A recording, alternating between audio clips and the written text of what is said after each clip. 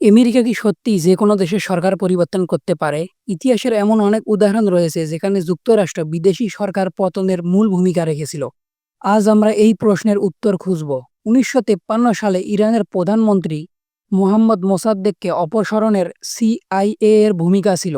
এছাড়াও ১৯৮৩ সালে গ্রেনাডা ও ১৯৮৯ সালে পানামার সামরিক অভিযানে হস্তক্ষেপের মাধ্যমে সরকার পরিবর্তন করা হয়েছিল।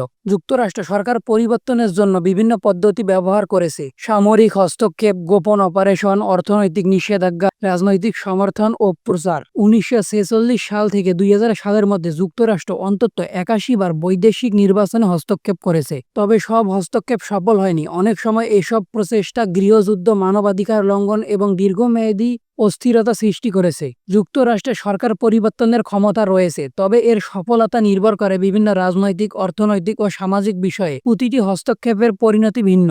যদি ভিডিওটি আপনাদের ভালো লেগে থাকে তাহলে লাইক, কমেন্ট এন্ড সাবস্ক্রাইব করতে পারেন। ধন্যবাদ।